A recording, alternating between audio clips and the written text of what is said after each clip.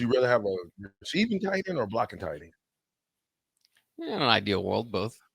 Right. Yeah. You want both. You don't really want one without the other. Sometimes you Yeah. have to compensate. But tell me in the last 5 oh, we got a call. What are we doing here?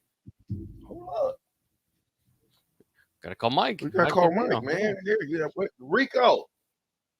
We need you to call Mike McNeill, man. You're supposed to do that on the break. You sat in here, Rico.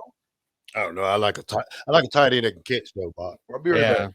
Yeah, I think I'm narrowing down my top 5. That's what we talked about. I think Matt Harrigan's got to be in there. I mentioned him when he was injured. He got injured and then had to sit out a year, and then his senior year wasn't huge. But he leads Nebraska all time in total career yards from tight end with 1,250. I think Junior Miller, we already mentioned, has got to be in there. The only All-American, first team All-American for Nebraska. Johnny Mitchell, we mentioned first, 15th pick of the draft. Was well on his way to becoming a great at Nebraska. Wasn't great. Don't tell the captain, but I like Sheldon. I think Sheldon might be in my top. I think you have to put Austin Allen in because of the records that he broke. Matt Harrigan, like I said, has the records, and I think Sheldon Jackson might round up my top 5. But the fifth spot's tough because he could put Mike McNeill, he could put Kyler Reed. Who's your number plenty one? names. I think I would go John. After thinking about it, I think I'd go Junior Miller, Johnny Mitchell, Matt Harrigan, Austin Allen, and Sheldon Jackson. Wow. And Mike McNeill. Wow. Give me serious. Give me serious. I know you got to get to it, but give me serious. We got another tight end brother on here, man. I got to bring him in right. I can't be playing around messing with you, Terrell Farley. Well, you could have played the Ric Flair. Come on in. No, I can't play. Ric Flair ain't for everybody. Okay.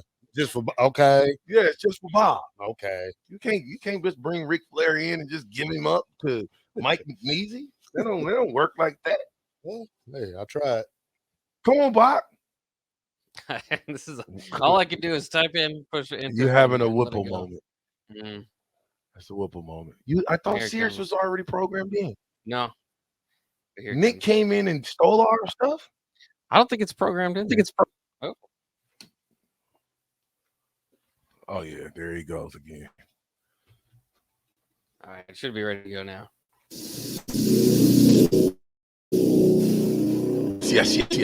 Yes. Without further ado, we got a classic Husker. A Husker that's got some skin in the game, who's done a lot. And he's one of my tight end brothers. So I want to bring him to the captain show with the black shirt and bop like this with serious playing. I think they were still playing that in 2010 when they were going nuts. But here, without further ado, Mike McNeill, tight end for Nebraska, tight end for the St. Louis Rams.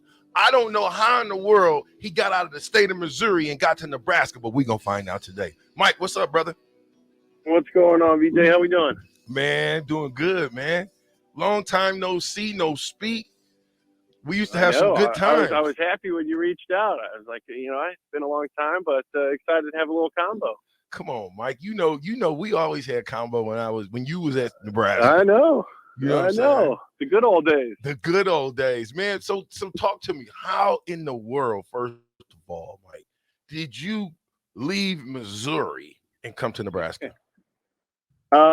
Well, I got to say that I was given advice that I didn't really listen to, which was never go anywhere for coaches because the chances of them being there your whole time is slim. But I have to give a bunch of credit to the coaching staff that was there at the time, which was Callahan and Cosgrove specifically, and Coach Gilmore and Coach Watson.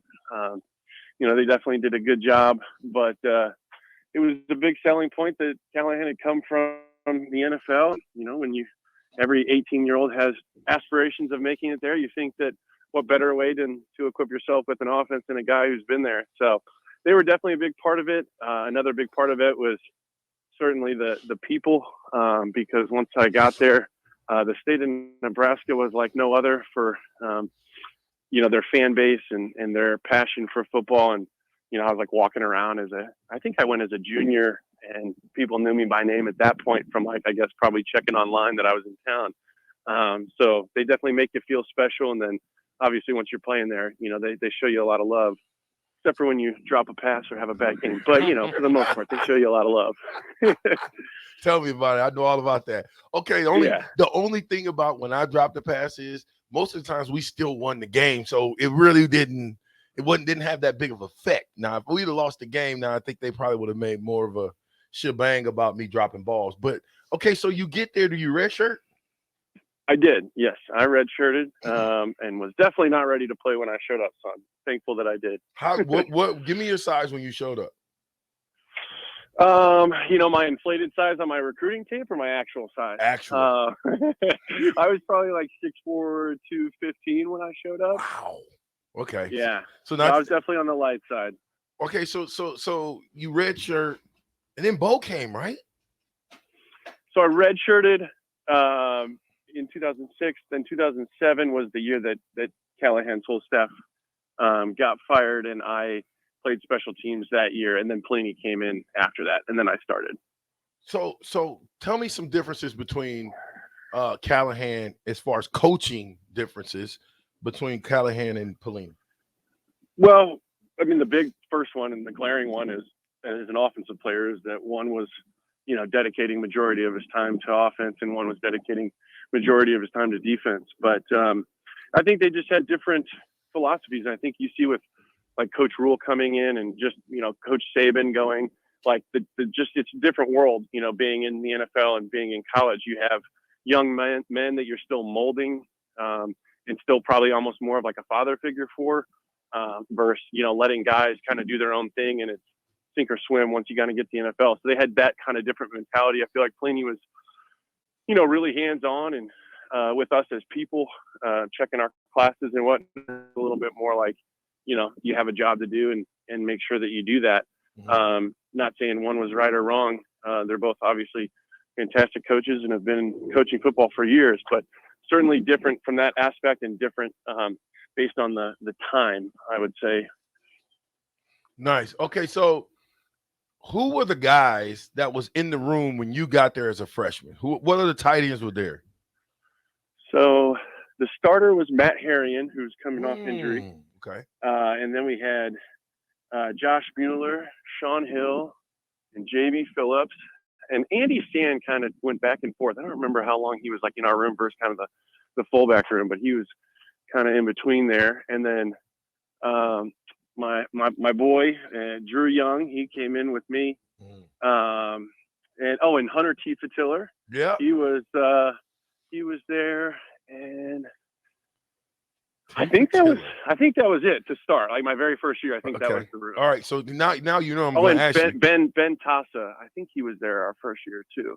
He was definitely there for a couple of years. Okay, so your senior year, who were the tight ends behind you?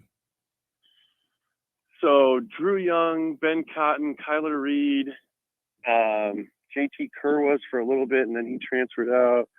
I'm going to feel bad if I'm missing someone because I feel like I'm probably missing a guy or two. But those were – Them was the ballers, though, the guys that played. Drew, Ben, and Kyler and I played majority of the snaps. Yeah. What'd you remember about old Coach Jackson when he was there? What was I doing when I was around that university? Well, you were trying to teach us how to block, because you certainly weren't going to teach us how to run routes. No, you just wanted us to toughen up a little bit, which was good because I think that was what every previous Husker I ever met tried to tell us was to be the. I don't want to say bad words on the radio, but be the biggest hardo that you could be, because that's kind of how you guys set the tone and how you won games, and it definitely reigns supreme when you're playing football. You got to have that in you. So that's what I took from more than anything. Yeah, but you were big on hand placement, which looking back as I coach now, hand placement does make a huge difference. Your footwork and your hand placement for tight ends. That's how the smaller guys beat the bigger guys. Yeah. So. Remember, because you were always smaller. So It was, what can you do to be you were a great pass catcher, but what can you do to be a better blocker, to be an all-the-time tight end, not just a sometime guy? So, it's hand placement, it's drive, and it's determination and knowing what the heck you're doing, know-how. So Yep. You get done with Nebraska, great career. You leave as the number one tight end receiving overall. Of course, that got broken. You know that, right? I think I still hold for career receptions if I'm wrong. I think it was just single season that got beat, unless I got passed. I know the single season did. We're gonna do a little. Oh, yeah, I think. We We're got about to someone see who beat 82. I don't hold any records anymore. Listen, I thought you still had it, and they smacked me around when I got to the radio station talking about. Psh, psh, psh. I'm like, nah, Mike McNeill is the guy. No, he's not. I'm like, okay, well, we're gonna find out live when he calls me. Now we're gonna find out. Live. We're gonna find out. We got to go to the archives then. I know that the two guys beat the 32 mark in a season, but I thought I was still holding on with 82 all time. But that's devastating if I'm finding out right now on live radio that I'm no longer the record. I'm sorry, man, to be the bearer of bad news. Okay, so so crushing. So you go tell us about, because I said this. I said, okay, Mike, he might have played receiver, but he was a tight end that could catch, that went out and went in the receiver spot. I never really considered you a real live receiver. How did you look at that situation? And when they asked you to move, and how did that whole thing come about? Yeah, so they I ended up playing like a zebra, like a slot guy a lot as my senior year. I mean, I still played and lined up at tight end. But we were running the ball a little more option. Ben and Drew were really good inline blockers, but then obviously the type of schemes that we were running, it was still really important to have that slot blocked. So, and then I worked really well in the slot as a receiver. So it kind of fit at the time. Certainly I would have loved to have catch more passes than I did my senior year because we ran the ball quite a bit. But it fit the scheme well. Based on what we were trying to accomplish from a running and a passing perspective. So that's how it kind of came to be. And I think we were all in agreement at the time that was the right move. You guys had one of those teams, one of my favorite teams. Now it's Paul. I mean, yeah, there's MP.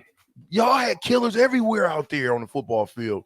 We're extremely underrated as a class in terms of I don't remember how many guys made it to an NFL camp, but it was something like 14 or 15 guys off my senior year that made it like the following year to a camp. So there was a lot of talent on there.